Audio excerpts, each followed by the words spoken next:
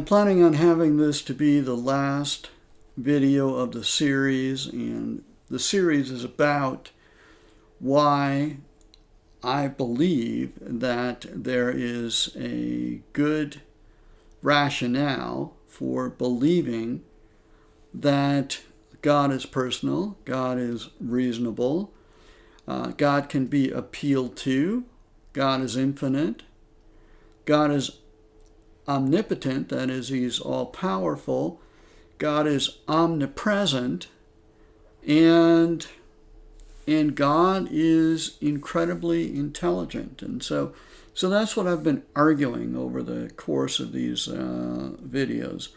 And this whole video series is about that. And so I thought there might be about 7 to 10 videos included in this series.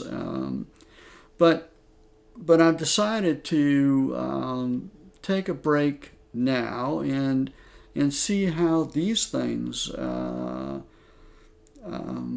responded to. Before I move on to the next logical question, that is, okay, so there may be a evidence for a personal rational God from nature, but I claim to be a Christian, and so where's the line between a personal rational God and a belief that Christ is God? What is unique about Christianity is that us Christians, believe that Christ is God and is worthy of being worshipped. And so where's the connection? And so that's where I planned on taking this video series, and I still do, actually. I plan on talking in later videos about the veracity of Christian Scripture, the reasoning behind a belief in the Trinity, a reasoning behind the belief in the deity of Christ. And so that's where I plan on going with it, but I've decided to stop here in regards to this particular series before I go on to spend more resources and time developing further connections and narrowing what I believe are, to be proper Christian theology.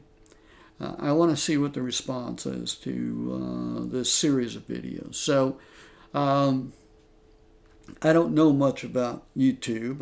I'm an old fart, but my understanding is that it's helpful if folks subscribe, if they press the like button. And so if you're inclined to do that, please do it. What we have gone over, just by way of review, from the cosmological and the teleological and the moral/rational arguments for the existence of God, is that there is a God that exists, and he's the creator. He is distinct from creation. He is infinite and omnipresent. He is omnipotent, that is all-powerful, omniscient, that is smarter than any of us. If you have a creator that actually created the world, he has got to be so much further in intelligence than anything that we know. Logical and wise. The scripture says that the heavens declare the glory of God. And so that's pretty well what we've been exploring. We've been exploring what it is that we can learn from the natural world in relationship to what might be out there beyond the natural world. God is supernatural and personal. And so these are points that are made by A.L. van den Herik in The Shortest Leap in 2020. And I have that book. Most of the books that pertain to what we've been talking about I've loaned out. I have this book, and And I would suggest it is the best apologetics book. That is, it is the best explanation in regards to science, in regards to anthropology, in regards to historical evidence. Herrick is a scientist, and so there's a lot of scientific stuff that I do not have the time or the knowledge to cover very well. And so if you're interested in following up on your own, that's what I think is a great book. Another one is a book called I Don't Have Enough Faith to Be an Atheist. This is by Frank Turek and Norman Geisler. Norman Geisler has a PhD in philosophy, and Frank Turek, I believe, has a doctorate as well. Frank Turek has YouTube videos in regards to the things that we have been talking about, which are much more comprehensive than what we have gone over. And I would encourage folks to go ahead and YouTube his videos. So this is just what I've done is a short review of where we've been.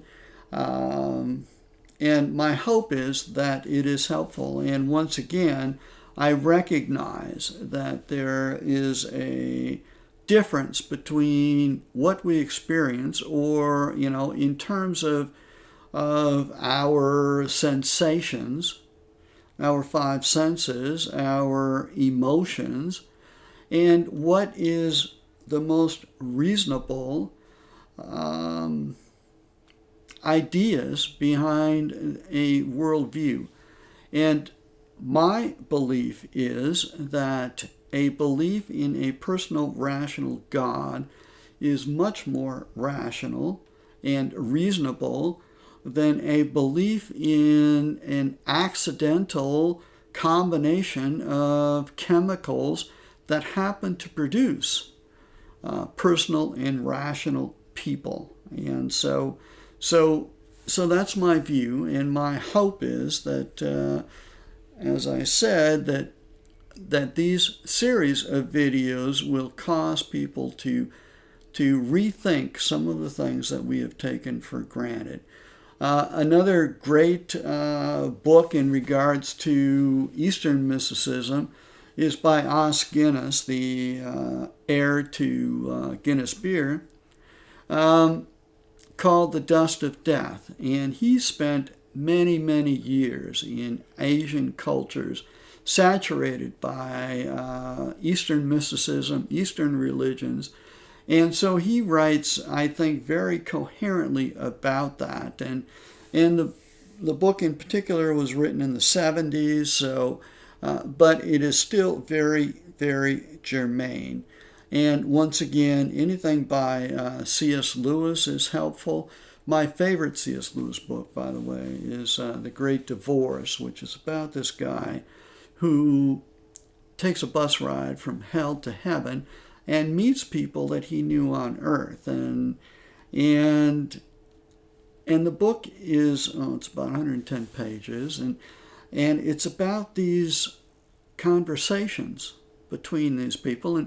And the truth is, you can stay in heaven in this book, and of course it's fictional, if you let go of your resentments. And most of the folks end up holding on to their resentments and going back to hell. So C.S. Lewis believed that the gates of hell were locked from the inside, and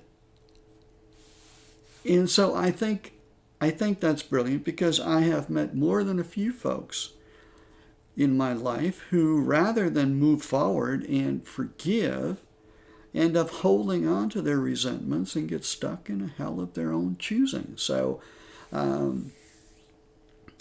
anything by him is helpful.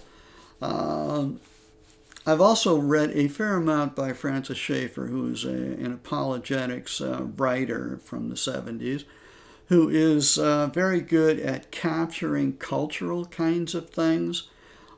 He's not as good as a philosopher, I think, as he would like to think, but in regards to analyzing the culture, I think he was very helpful.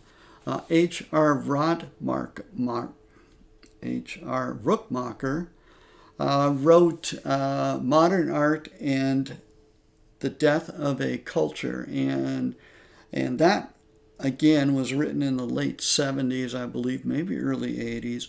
And that is a great book in regards to the course of art through the generations and what that means in terms of our philosophical understandings, in terms of our worldviews. So those are just a few books that I think might be helpful for further study. So hopefully this has been helpful, and please let me know, give me an idea about where you think I should go from here. And again, if you found these videos to be helpful, subscribe, share, like. My understanding is that's the way this whole YouTube thing works. So thank you very much.